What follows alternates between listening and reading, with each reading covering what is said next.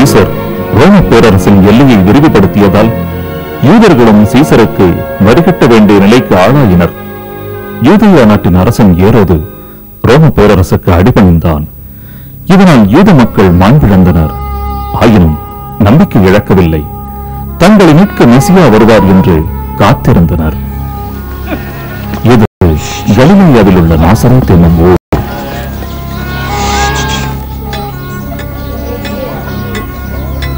நல்லா இருக்கியா மரியா? நல்லா இருக்கேன் எஸ்தர். மரியா, நான் நல்ல ஆத்துமேல் வச்சிருக்கேன், புதுசு. சரி அபிகாயில், நான் போய் அம்மா கிட்ட சொல்றேன். மரியா, இந்த இது உனக்குதான். நன்றி எலியேசர். நான் இதை சாப்பிடும்போது என்ன நினைச்சுக்கிறேன். எப்படி இருக்க மரியா? நல்லா இருக்க. ஓங்கி அடி தோமா, பலமாடி.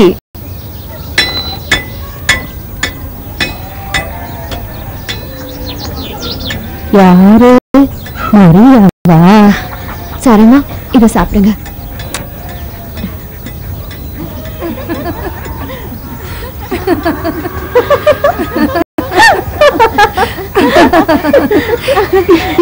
மரியா, இங்க பாரு, யூனிட் என்ன சொன்னான்னு தெரியுமா?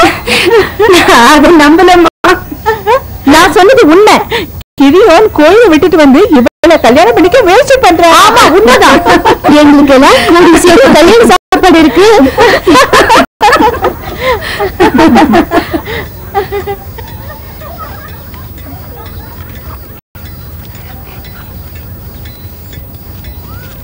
அங்க பாத்தியா யோசித்து உன்னை எப்படி பாக்குறாருன்னு? பாக்குற பார்வையில சரி, ஆனா இந்த பார்வை எதுக்குன்னு யாருக்கு தெரியும்? அது எல்லாருக்கும் தெரியும்.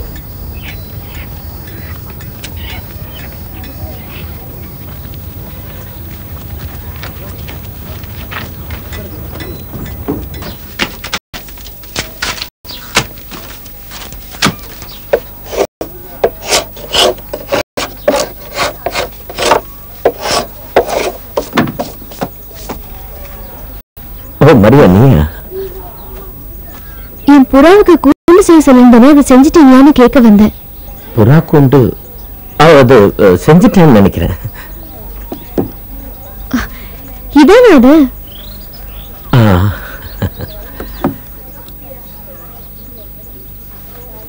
இந்த கூண்டு ரெண்டா பிரிஞ்சிருக்கு பத்தியா?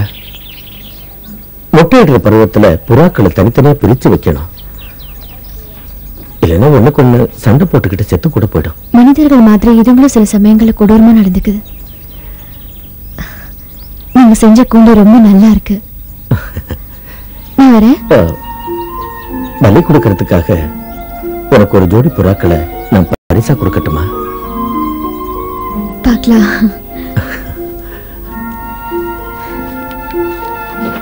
நான் உனக்கு உதவி பண்றேன்.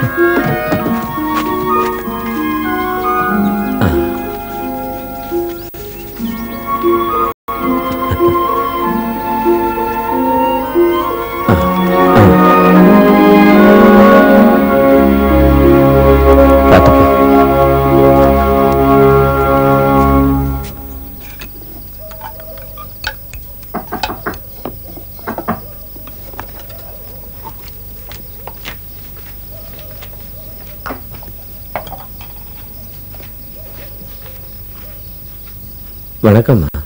நான் உங்ககிட்டையும் உங்க கணவர்கிட்டையும் கொஞ்சம் பேசணும். என்ன விஷயமா? நீங்க முதல்ல உள்ள வாங்க யோசேப்பு.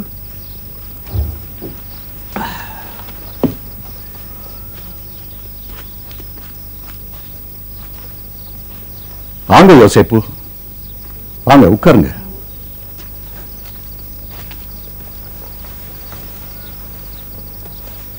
சொல்லுங்க. அது உங்களுக்கு என்ன தெரியும், நான் யோசேப்பு. எனக்கு 30 வயசாச்சு. நான் ஒரு தச்சு தொழிலாளி. ஓரளவுக்கு சம்பாதிக்கிறேன். எனக்கு சொந்தமா தச்சுப்பற்ற ஒண்ணு இருக்கு. ஒரு வீடு இருக்கு. ஏதோ கொஞ்சம் வசதி இருக்கு. சாப்பாட்டுக்கெல்லாம் ஒன்றும் கவலை இல்லைன்னு வைங்களேன்.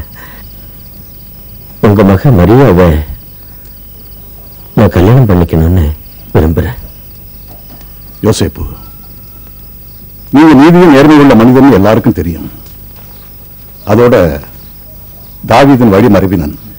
ஆனா யோசேப்பு, நீங்க மரியாவை நேசிக்கிறீங்களா? மரியா என்ன கல்யாணம் பண்ணிக்கலன்னா நான் இந்த ஊரை விட்டு போயிடுவேன்.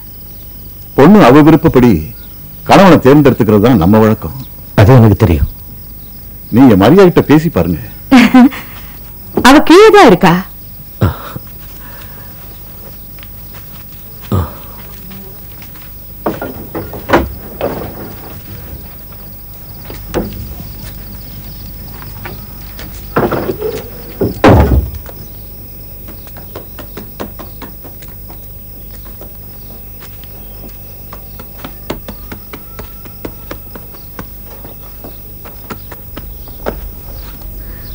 யோசப், உங்க அப்பாவும் அம்மாவும் உங்ககிட்ட பேச சொன்னாங்க. ரொம்ப அழகான உடையில வந்திருக்கீங்க. ஏதாவது கல்யாணத்துக்கு போறீங்களா? நீ என்ன கேலி பண்றேன்னு நினைக்கிறேன். இல்ல, நான் என்னைக்குமே உங்களை கேலி பண்ண மாட்டேன்.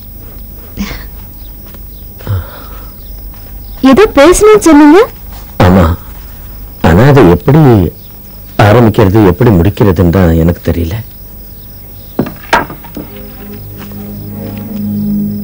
நான் உங்களுக்கு மனைவி ஆகணும்னு கேட்க வந்திருக்கீங்கல்ல? உங்களுக்கு நான் மனைவியா இருப்பேன் யோசப்.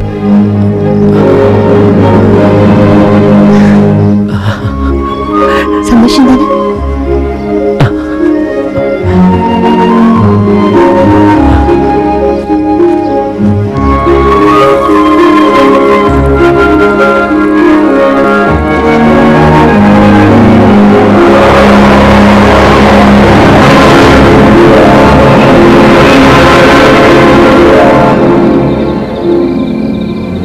அருள்மிகு பெற்ற மரியா வாழ்க.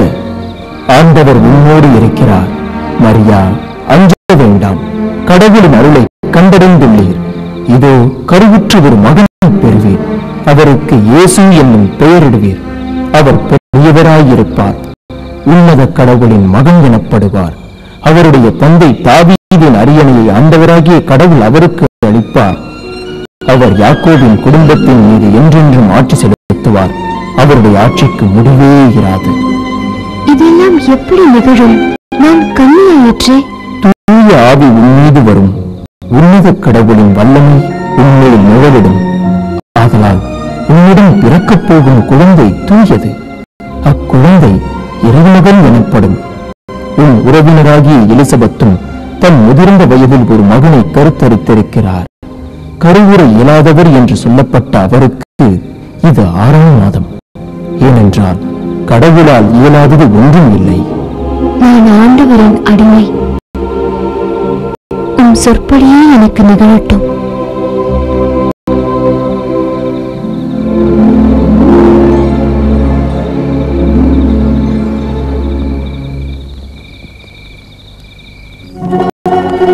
அந்த நாட்களில் எலிசபெத் வாழ்ந்து வந்த யூதேயா மலைநாட்டில் உள்ள ஓர் ஊருக்கு மரியா சென்றார்.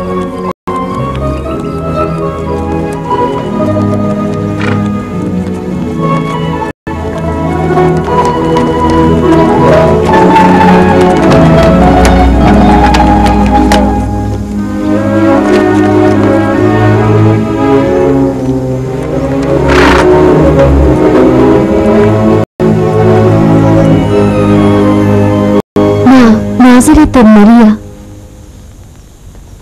நீங்க எலிசபெத்தோட கணவர் சகரியாவா? அவங்கள நான் பார்க்கணும்.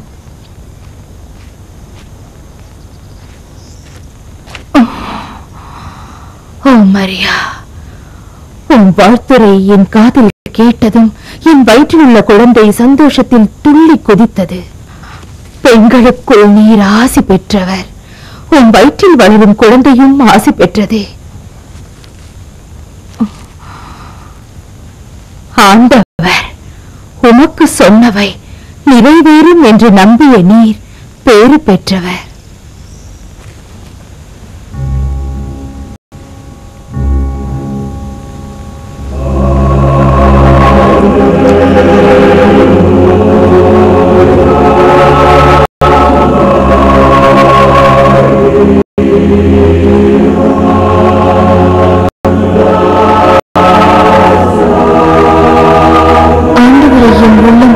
பெருமைப்படுத்துகின்றது.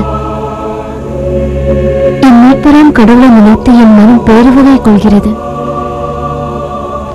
ஏனெனில் அவர் தம் அடிமையின் தாழ்நிலையை கண்ணோக்கினார். தூயவர் என்பதே அவர் பெயர். அவருக்கு அஞ்சி நடப்போருக்கு தலைமுறையாய் அவர் இரக்கம் காட்டி வருகிறார்.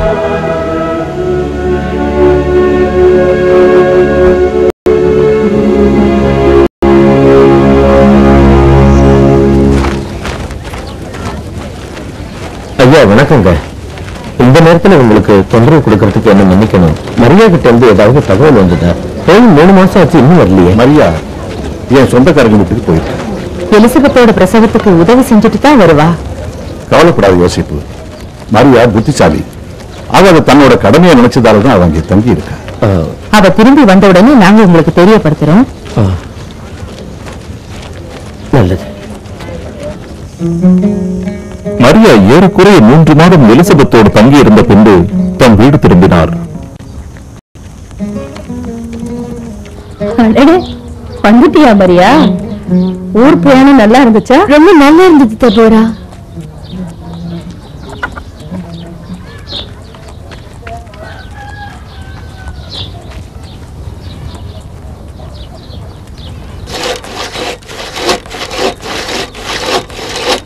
என்ன யோசிப்பு, இப்ப மகிழ்ச்சியா இருப்ப? என்ன சொல்றது போற? நீ விரும்பின ஆள் திரும்பி வந்தாச்சு.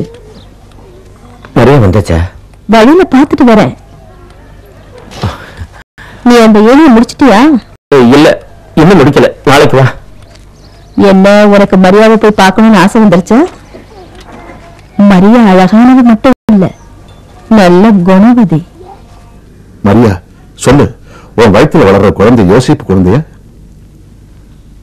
பின்ன யாரோடது? இத பாருமா மரியா, இதனால என்ன நடக்கும் தெரியுமா? நீ ஒருத்தருக்கு நிச்சயிக்கப்பட்ட இந்த நிலையில உன்னை ஊரை கூட்டி தள்ளி வச்சுட்டா என்ன ஆகும் தெரியுமா? மோசையுடைய சட்டத்துல என்ன எழுதியிருக்கு தெரியுமா? ஒருவனுக்கு நிச்சயிக்கப்பட்ட பெண் வேறொரு ஆணுடன் உறவு கொண்டால் அவள் நகர வாயிலை கொண்டு சென்று கல்லால் அடித்து கொல்லப்பட வேண்டும். ஐயோ, அப்படியெல்லாம் நடக்க கூடாது. அதுதான் நடக்கும் மரியா, புரிஞ்சுதா? நடக்கிறது நடக்கட்டும். யோசிப்பு தான்.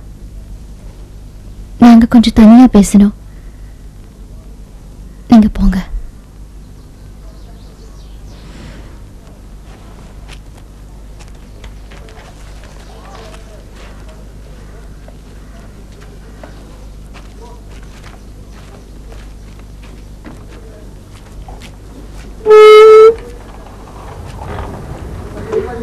வாங்க யோசிப்பு.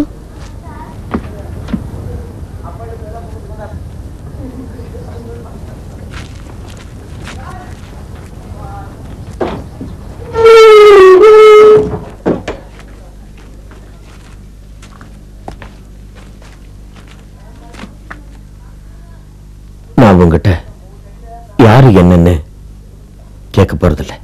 ரொம்ப நன்றி.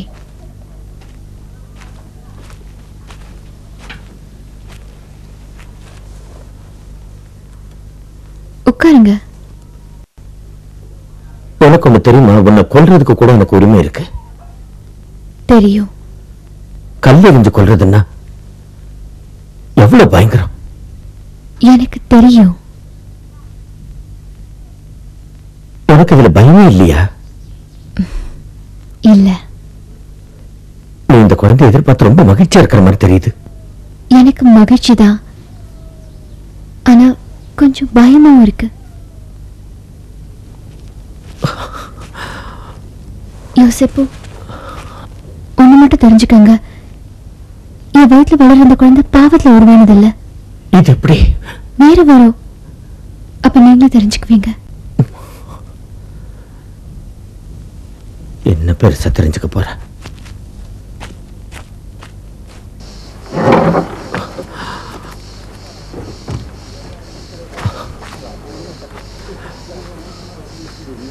நான் ஊரை கூட்டி மரியாதை தள்ளி வைக்க போறதில்ல. அவ வாழணும், அந்த குழந்தையும் வாழணும். நீங்க நல்லா இருக்கணும்.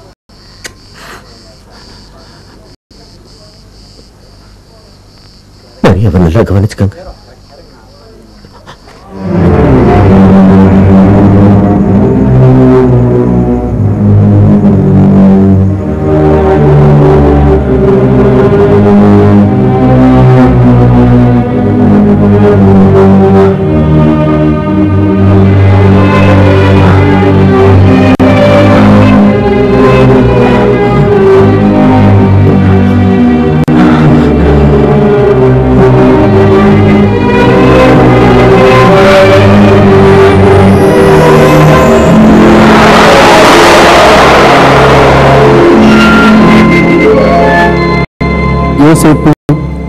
உன் மனைவி மரியாவை ஏற்றுக்கொள்ள அஞ்ச வேண்டாம்.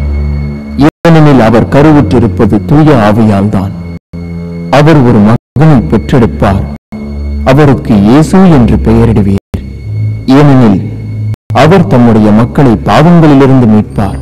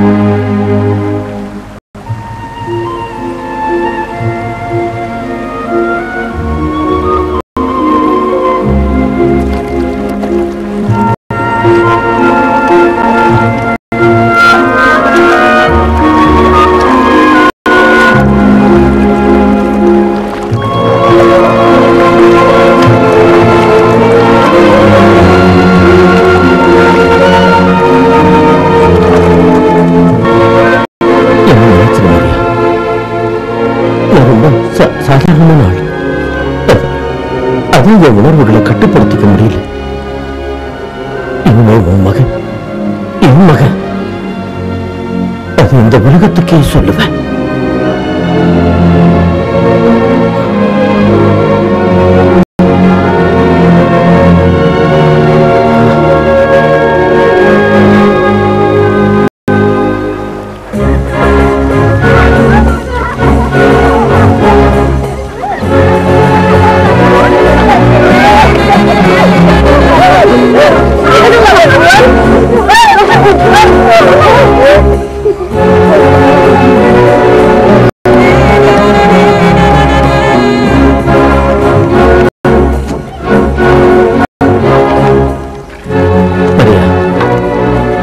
சந்தோஷமும் நம்ம வீட்டுக்குள்ளா.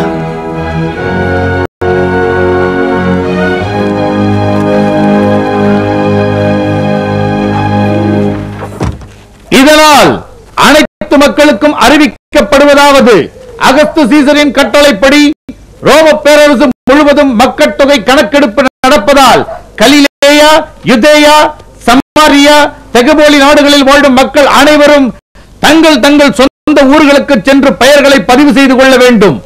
குறிக்கப்பட்ட நாளுக்குள் பெயர்களை பதிவு செய்து கொள்ளாதவர்களுக்கு அபராதமும் சிறை தண்டனையும் அளிக்கப்படும் என்று சிரியாவின் ஆளுநர் தெரிவிக்கிறார்.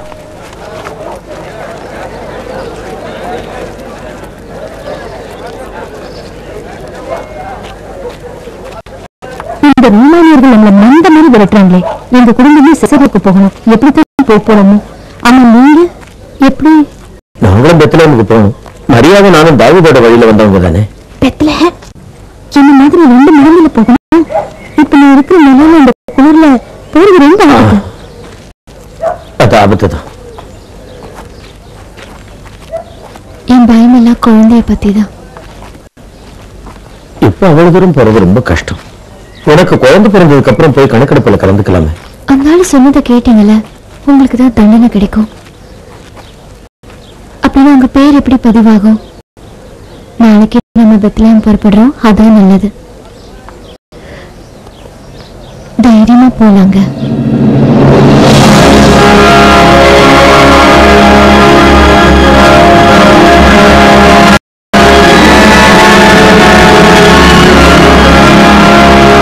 பொழுது சாயத்துக்குள்ள நம்ம போய் சேர்ந்துடணும்.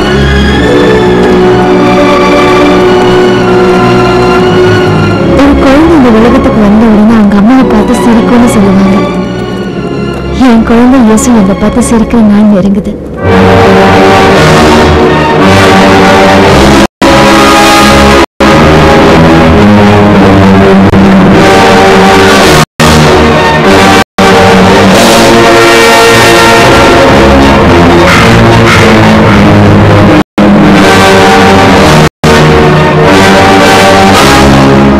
இந்த மாதிரி சிலுவை மரங்கள் யூதேயாவில் எல்லா இடத்துலயும் இருக்கும். இதெல்லாம் அந்த மன்னன் ஏரோதோட வேலை. அவரோட அக்கிரமத்துக்கும் அநியாயத்துக்கும் என்னைக்குதான் முடிவு வருமோ?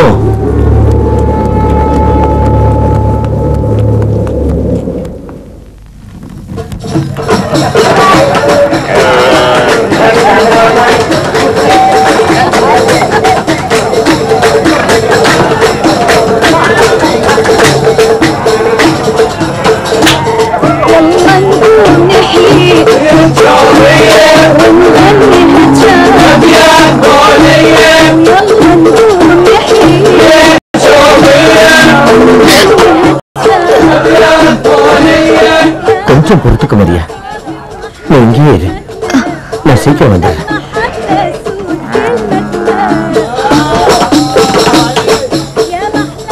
கடவுளே, இந்த நேரத்துல ஏன் எங்களை இப்படி கடுமையான குளிர்ல தவிக்க விட்டுருக்கீங்க?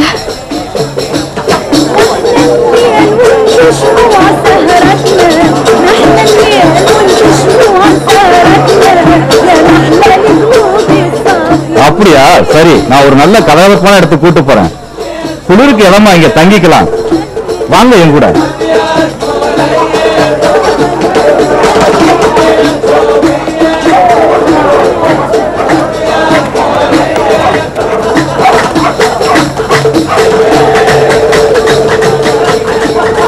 வாங்க, பார்த்து வாங்க.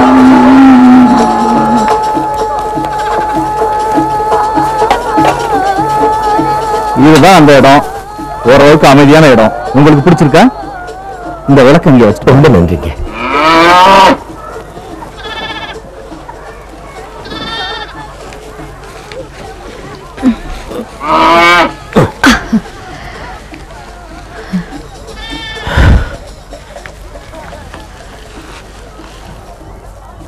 இந்த இடம் பரவாயில்ல மரியா? என் மகன் பிறக்க பெரிய மாளிகைகளுக்கெல்லாம் கொடுத்து வைக்கல.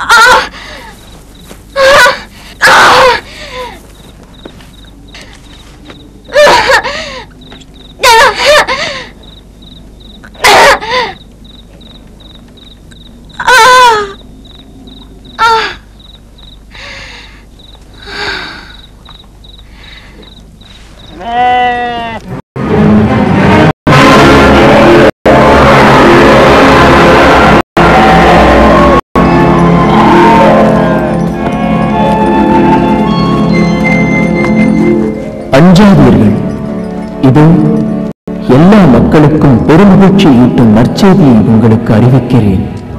இன்று ஆண்டவராகிய மெசியா எனும் மீட்பர் உங்களுக்காக தாவீதின் ஊரில் பிறந்திருக்கிறார்.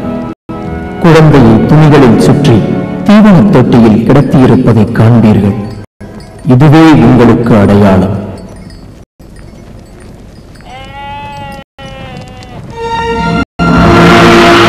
இயேசு குழந்தையாக பெத்லகேமில் உள்ள மாட்டுக்கொட்டிலில் பிறந்த பொழுது கீழ்த்திசை நாடுகளிலிருந்து 3 ஞானிகள் எருசலேமுக்கு வந்தார்கள். அவர்கள் வானியல் அறிஞர்கள், விண்வெளி அறிவியலிலும் கனவுகளுக்கு விளக்கம் சொல்வதிலும் கைதேர்ந்தவர்கள். அவர்கள் கீழ்த்திசை நாடான கல்தேயாவிலிருந்து வந்திருந்தார்கள். அரசே, அவர்கள் வந்திருக்கிறார்கள். கீழ் திசை நாடுகளில் இருந்து 3 ஞானிகள் எருசலேம் நகருக்கு வந்திருக்கிறார்கள். அவர்கள் யூதர்களுக்கு ஒரு அரசன் பிறந்திருப்பதற்கு அடையாளமாக வானத்தில் ஒரு நட்சத்திரம் தோன்றியிருப்பதாக சொல்லுகிறார்கள். அரசு, இந்த வானிலை அறிஞர்கள்லாம் கடவுளுக்கு எதிராக புனிதத்தன்மையை கெடுக்கிறவங்க.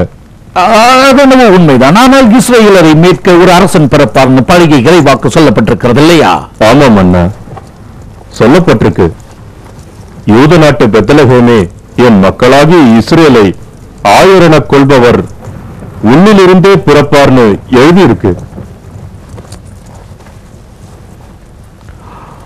பெத்லகேம், நீங்கள் எல்லோரும் போகலாம்.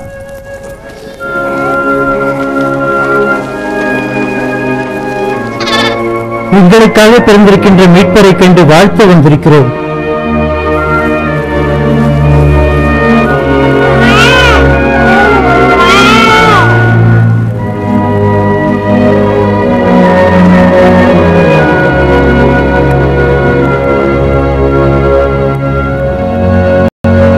கண்ணியமிக்க அறிவுசார் அரசர்களே, அனைவருக்கும் வணக்கம்.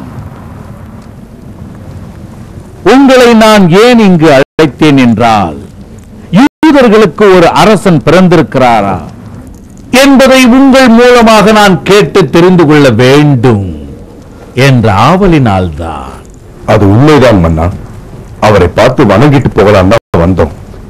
அப்படி என்றால் இஸ்ரேல் மக்களோட தலைவர் பிறப்பை உங்கள் அறிவியல் அறிவால் தெரிந்து கொண்டீர்கள் என்றால் அவர் நிச்சயமா சொல்ல முடியும். என்ன, கிழக்கு ஒடிசாவோட நட்சத்திரத்தை நாங்க பார்த்தோம். பெரிய நம்பிக்கையை என் மக்களுக்கு கொண்டு வந்திருக்கிறீர்கள். போங்கள், போய் தேடுங்கள், அந்த குழந்தையை கண்டுபிடியுங்கள். நீங்கள் பார்த்து வணங்கியதற்கு பிறகு என்னிடம் வந்து சொல்லுங்கள். நானும் பார்க்கிறேன், வணங்குகிறேன்.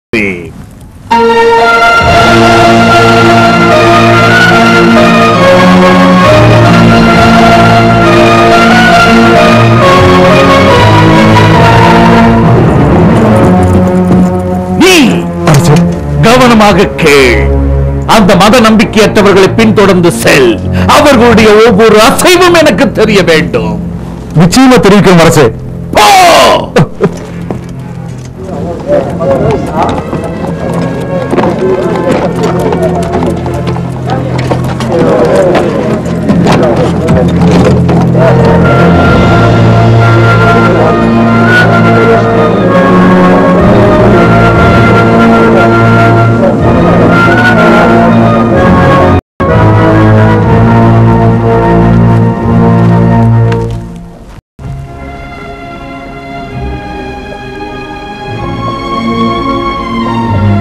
நாங்க கீழ் திசையிலிருந்து உங்க மகனை வணங்க வந்திருக்கோம். நாங்க கொண்டு வந்திருக்கிற காணிக்கை பொருட்களை அவருக்கு கொடுக்கலாமா?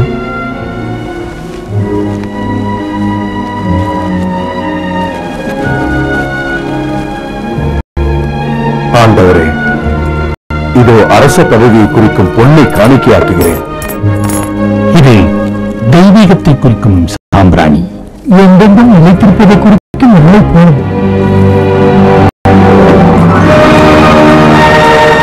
ஏரோவிடம் திரும்பி போக வேண்டாம் என்று கனவில் அவர்கள் எச்சரிக்கப்பட்டதால் வேறு வழியாக தங்கள் நாடு திரும்பினார்கள்.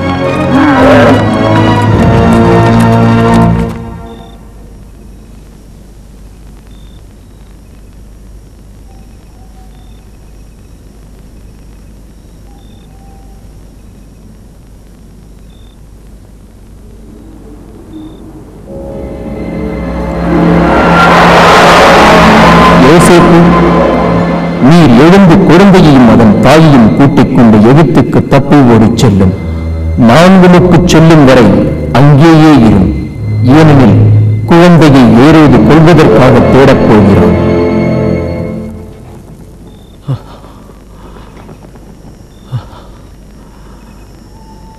மரியா, எழுந்திரு மரியா.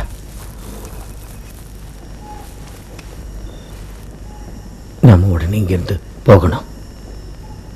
எங்க போக போறோம்? எகிப்துக்கு போறோம். சரி.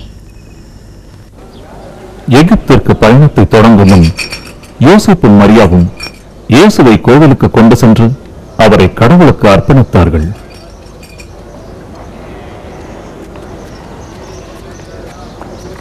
கொஞ்சம் இல்லைங்க, மன்னிக்கணும். இந்த குழந்தையை நான் பார்க்கணும். என் பேரு சிமியோன். ஆண்டவராகிய கிறிஸ்துவ பார்க்கறதுக்கு முன்னாடி நீ சாக மாட்டேன்னு கடவுள் எனக்கு வாக்கு கொடுத்திருக்கிறார்.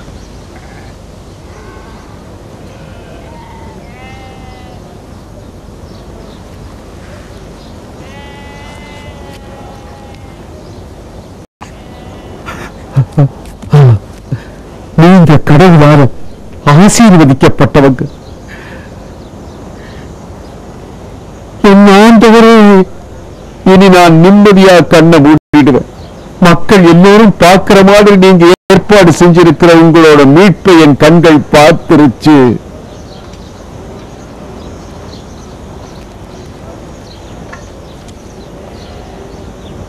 இந்த குழந்தை எதிர்க்கப்படும் அடையாளமாக இருக்கும். நீங்கள் இவரது தாய். உங்கள் உள்ளத்தையும் ஒரு வாழ் ஊடுருவி பாயும். போலாம் வாங்க.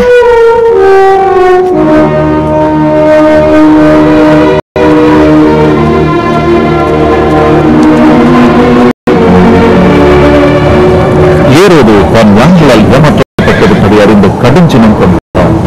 தனது வீரர்களை பெத்லகேமுக்கு அனுப்பி அதன் எல்லைக்குட்பட்ட பகுதியில் உள்ள 2 வயதிற்குட்பட்ட அனைத்து குழந்தைகளையும் கொல்லும்படி உத்தரவிட்டார்.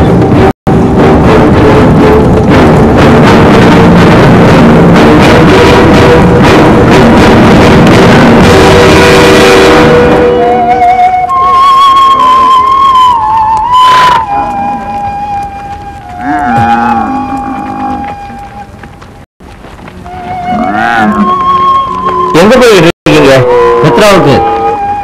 நாங்களும் உங்களோட வரலாமா? வாங்க.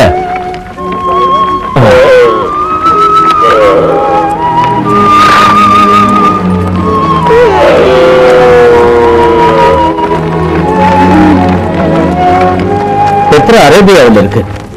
அங்க நாம தைரியமா இருக்கலாம்.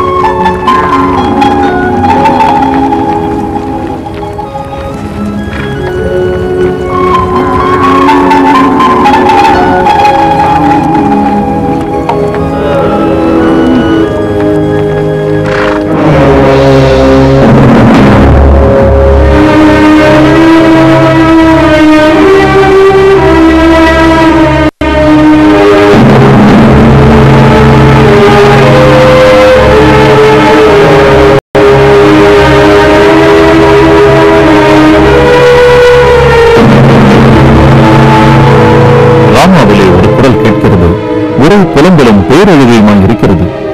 ராக்கேல் தன் குழந்தைகளுக்காக அழுது கொண்டிருக்கிறாள். ஏனெனில் அவள் குழந்தை அவளோடு இல்லை என்று இறைவாக்கினர் எரேமியா கூறியது நிறைவேறியது.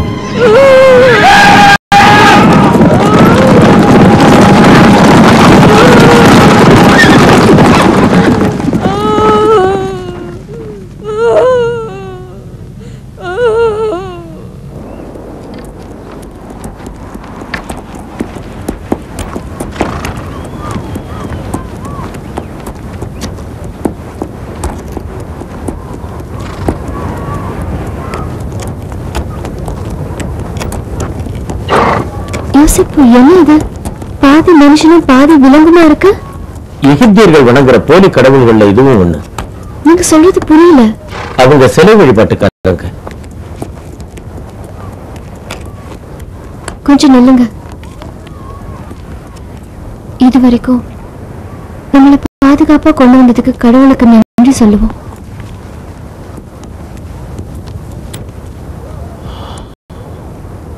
ஆண்டவரே, இதுவரைக்கும் எங்களை பாதுகாப்பா கொண்டு வந்ததுக்கு, இனிமேல் காப்பாற்ற போறதுக்கு நன்றி.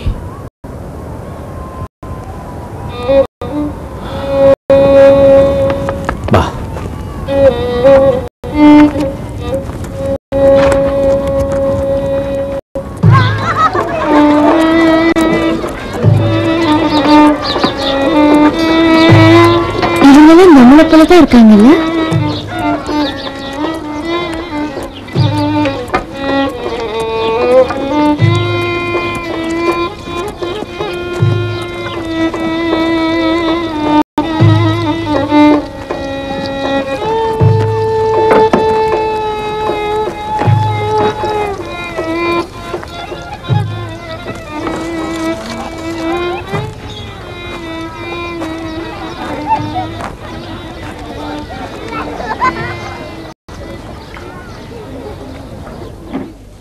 யாருங்க உள்ள?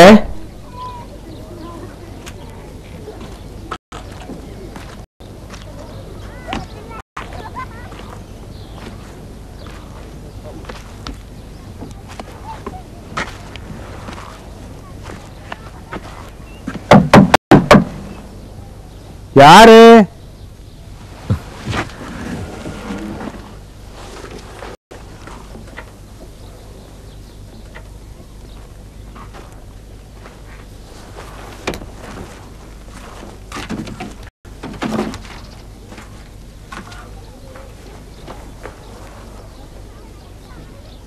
யார் நீ?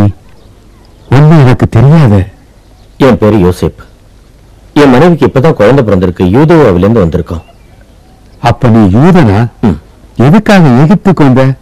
ஏரோதோட அட்டூழி உங்களை தாங்க முடியாம வந்துட்டோம். நீயும் என்ன போலதான். என்ன கொஞ்சம் புடி. கடவுள்தான் உங்களை இங்க கொண்டு வந்து சேர்த்திருக்காரு. ஆனா அங்க எந்த ஊரு? கலிலேயாவில் உள்ள நாசரேத். எம்மாவுதான் என் ஊரு. என் பேரு யாக்கோப்.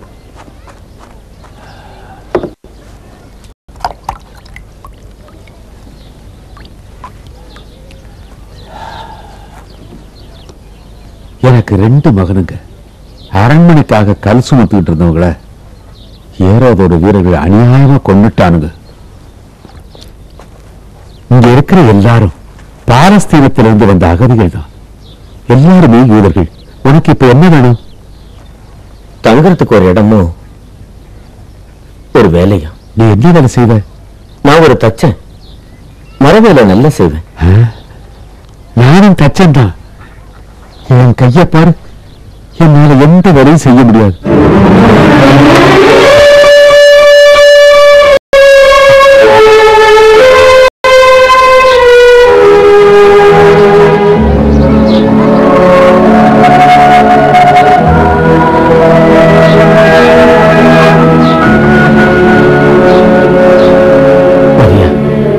கடவுள் நமக்கு ஒரு நல்ல வாழ்க்கையை காட்டிட்டார்.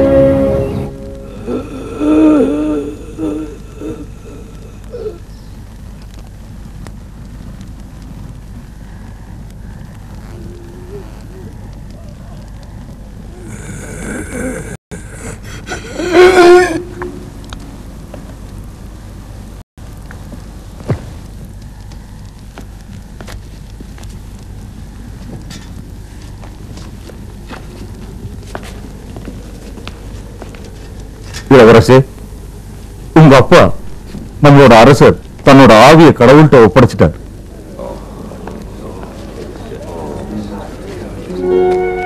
ஏரோது காலமானதும் ஆண்டவருடைய தூதர் எகிப்தில் யோசேப்புக்கு கனவில் தோன்றி, நீர் எழுந்து குழந்தையையும் அவன் தாயையும் கூட்டிக் கொண்டு இஸ்ரேல் நாட்டுக்கு செல்லும், ஏனெனில் குழந்தையின் உயிரை பறிக்க தேடியவர்கள் இறந்து போனார்கள் என்றார்.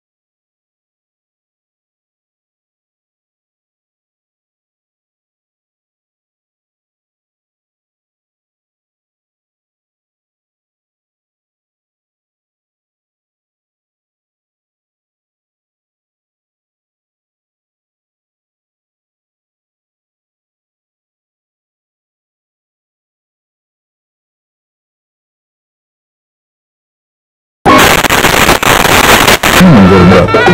இயேசுவும் அவருடைய சீடரும் அத்திருமணத்திற்கு அழைப்பு பெற்றிருந்தனர்.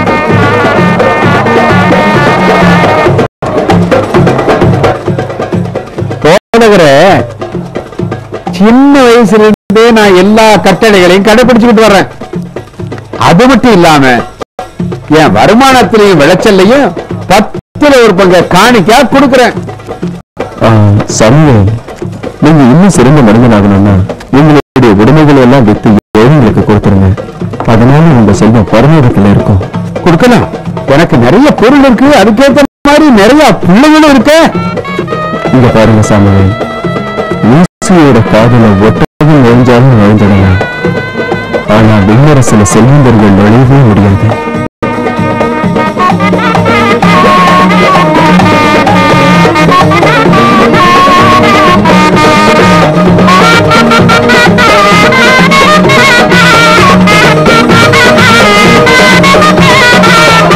அருமையான விருந்து அவன் சந்தோஷத்துல இருக்கான். ஒரு நல்ல மகனை பெற்றா பெற்றவங்களுக்கு எப்பவும் மகிழ்ச்சி தான். அது சரி, நீங்க இன்னும் இயேசுவோட திருமணத்தை பத்தி எதுவும் நினைக்கல? அவருக்கு வயசு 30 ஆச்சுல்ல? இன்னும் அவசரம், இன்னும் கொஞ்ச நாள் போகட்டும். இன்னும் கொஞ்ச நாளா? இப்பவே உங்க மகன் எல்லாரும் மதிக்கிற அளவுக்கு தானே இருக்காரு.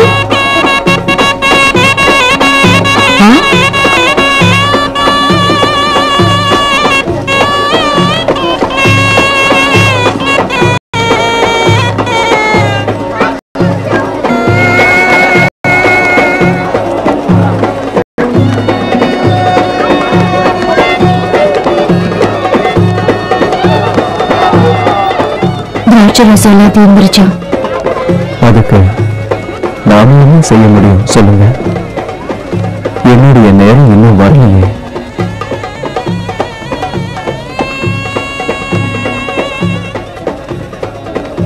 இயேசு இப்ப சொல்ல போறது செய்யுங்க.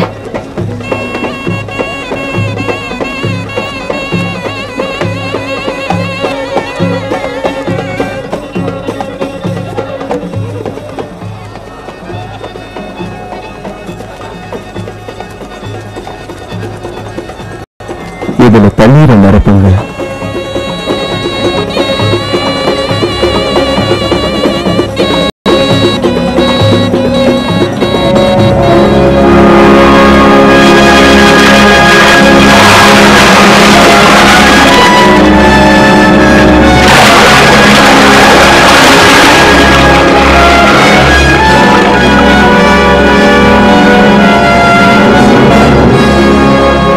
இதை கொண்டு போய் வந்திருக்கிறவங்க எல்லாருக்கும் பரிமாறுங்க.